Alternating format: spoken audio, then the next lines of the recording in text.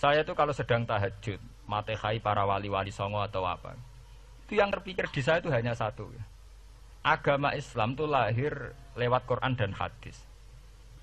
Tapi kemudian tahu-tahu tetap berimprovisasi, berkembang sesuai tokoh yang membawa. Sampai kalau melihat Islam di India dulu sampai perang besar-besaran, kemudian zaman Abul A'la Al-Maududi, zaman periode Muhammad Iqbal, sampai India pecah, kemudian jadi Pakistan yang bernegara apa? Islam, karena banyak konseptor Islam yang tidak setuju negara sekuler. Akhirnya mereka misah jadi negara Islam Pakistan. Kemudian Timur Tengah juga begitu. Karena Timur Tengah sudah Islam semua, masalahnya itu diislamkan ala Sunni atau ala Syiah. Iran menjelma sebagai aliran Syiah. Yang Sunni dianggap sesat, halal darah. Irak zaman Saddam Hussein pemerintahan Sunni. Sing Syiah dibantai, sehingga wong Kurdi do mati. Era Saddam keok gentenan Saddam sing dibantai. Makanya kalau saya ngaji di Jogja, seminar di Jogja bilang, kita ini harus bersyukur. Kita ini punya tradisi konflik yang terbaik di dunia. Kita ini punya tradisi konflik yang terbaik di dunia. Sampai nak Isra Ikhwanil Muslimin teng Mesir, Badan Intelijen Nasional atau Badan Stabilitas Nasional, Bakor Setanas itu harus terima kasih sama tradisi tokoh-tokoh Islam di Indonesia. Lepas dari kita setuju tidak setuju itu terserah. Tapi kita punya tradisi konflik yang paling baik di dunia. Kurang bencinya Gus Dur sama FPI atau FPI sama Gus Dur. Paling mereka ya adu statement di depan wartawan. Itu bagus sekali. Cara neng Arab wis tembak-tembakan. Kita punya sejarah. Secara pesantren saya itu punya sejarah panjang. Zaman Mbah Imam beda dengan Mbah Zubair. Zaman Kiai Memun beda dengan Kiai yang lain. Paling adu statement saat ada tamu itu paling bagus. Kita punya tradisi konflik paling bagus di dunia. Kayak apa mangkelnya orang NU saat Gus Dur diimpis, dipecat.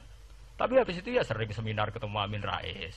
Ya mereka adu polemik, ini tidak konstitusional, ini apa. Gus Dur nggak jurus dekret. Sing sitok nggak jurus sidang istimewa. Nah, kurang serem sidang istimewa dilawan sidang luar biasa. Pokoknya agak istilah sing serem-serem. Tapi tidak saling bunuh loh, sampean harus syukur loh. Selama ini orang awam sering bilang, loh kiai kok tukaran. Sampean bandingkan di Timur Tengah, jenenge tukaran mesti tahdirudam. Para polisi, para badan intelijen, para yang menjaga stabilitas negara ini harus terima kasih sama tradisi tokoh-tokoh Indonesia. Yang namanya di Mesir, di Irak, di mana-mana jenenge tukaran mesti melibatkan pertumpahan darah. Saat Arab Saudi jadi Wahabi itu besar-besaran itu. Pembunuhan apa pengusiran orang-orang Sunni. Tapi di Indonesia enggak. Desi anarkis. Paling itu tadi adu polemik. MLB dilawan MLB itu masih keren sekali, tidak apa-apa. Itu lebih baik ketimbang adu jotos atau adu hizib lah. Itu masih bagus. Dan ini sampean biar paham, biar syukur jadi bangsa Indonesia. Kita punya tradisi konflik yang baik. Sama nak setelah peristiwa teng Irak, ya, teng Sudan, teng Khartoum, teng Darfur, itu kan orang Islam semua. Gara-gara beda mazhab saling bunuh. Di Mesir ya gitu, Ikhwanul Muslimin dengan pemerintah dan sebagainya. Hatta saya sebesar Sayyid Qutb, sing tokoh populer mohon gak budutnya boten jelas. Di Indonesia bagus sekali. Kita menangi zaman secara sejarah, ya. Kita menangi bedanya dulu Ahmad Hasan dengan tokoh-tokoh NU. Kulo nu menangi secara sejarah sering baca. Terus zaman anyar-anyarane NU asas tunggal, bedanya Gus Dur dengan Kiai As'ad. Sak mangke bedane PKB dua versi. Mereka menyelesaikan secara beradab. Lewat pengadilan, kok pengadilan kalah lewat MA, beradab sekali. Kita harus bersyukur. Dibanding penyelesaian konflik kayak di Irak, kemudian ngundang Amerika, akhirnya sekarang kacau balu. Di Timor Leste yang latihan bikin rambut surta disuduk. Indonesia paling banter ngobong fotonya SBC. Ya masih terhormat lah, masih artinya masih beretika. Kita harus syukur punya bangsa yang beradab. Wong ras tujuan antar kiai ya rasan-rasanan. Kiai kok ngono, sing tok kiai kok ngono. Engko sing kiai tengah-tengah ayo ana sing ngono ana sing ngene dadi. Sing ra melok-melok biasanya terus milih amane, ya ana sing ngono ana sing ngene. Saya itu berkali-kali ngaji. Sampean kalau sering baca Quran dan menghayati, artinya ora maca Quran pelang-pelang ora karepe menghayati. Saya itu sekarang sesadar-sadarnya, saya masih belajar. Ini jamaah sini harus tahu. Saya hingga detik ini masih belajar. Entah itu lewat belajar baca Jalalain atau belajar merenung maupun belajar lewat yang lain. Quran itu dulu ya sering nyebut begitu itu saya tidak paham. Sekarang itu saya paham, tambah paham. Misalnya di juz 4 ada istilah ikhwanan. Orang mukmin disuruh ingat peristiwa-peristiwa yang dulu saling kuntum a'daan fa'allafa baina qulubikum fa asbahtum bi nikmatihi napa ikhwanan. Dulu kamu bermusuh-musuhan yaitu antara kelompok Aus dan Khazraj. Gara-gara barokatul Islam sekarang kamu menjadi ikhwanan. Menjadi bersaudara.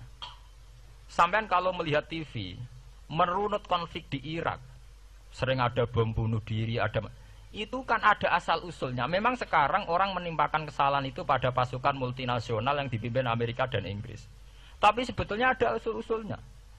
Sampai Amerika bisa masuk karena orang Irak tidak ikhwanan. Tidak apa? Yaitu ada Syiah, ada Sunni, mereka saling menikam, saling bunuh. Sehingga karena ada ikhwanan ini pihak ketiga masuk, yaitu tentara multinasional. Makanya saat di Jogja ditanya, Toro jenengan sebuti menyangkut Ahmadiyah, menyangkut konflik di Jakarta. Saya bilang, sekarang setiap orang bikin from apa forum, ya itu baik. Kalau niatnya baik-baik. Tapi andai kan saya ditanya Tuhan nanti, hak kowe iku kelompok apa?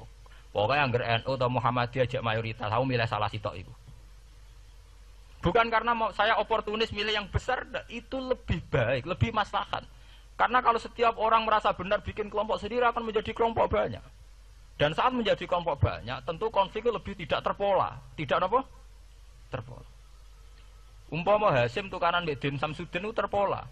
Tapi nek angger wong ngrasa ketua dhewe tidak terpola. Bagaimanapun ikhwanan harus disyukuri.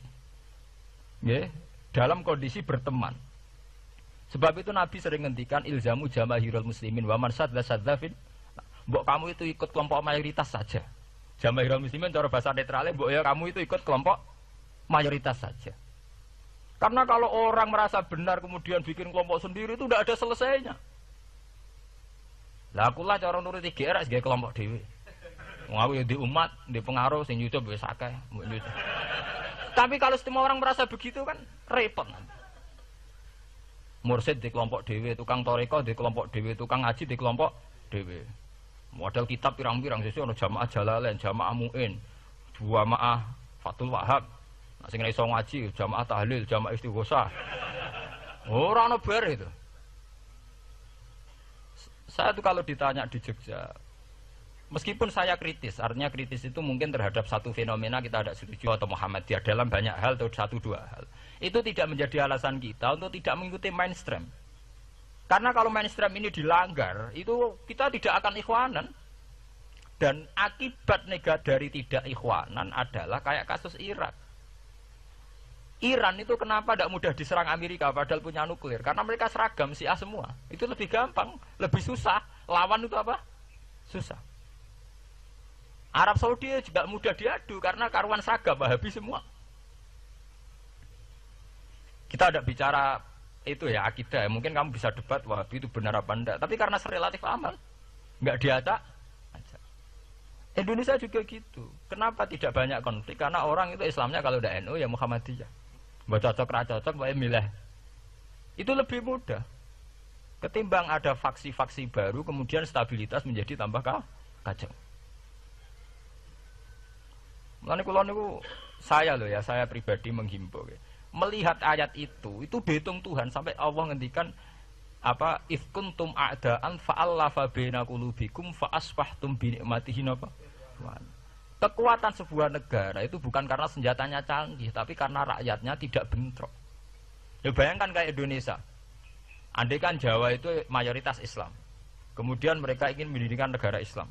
NTT merasa tidak diwongke terus keluar dari Indonesia. Nanti Maluku, Ambon juga gitu. Daerah-daerah yang Islamnya tidak mayoritas begitu. Kayak apa susahnya militer?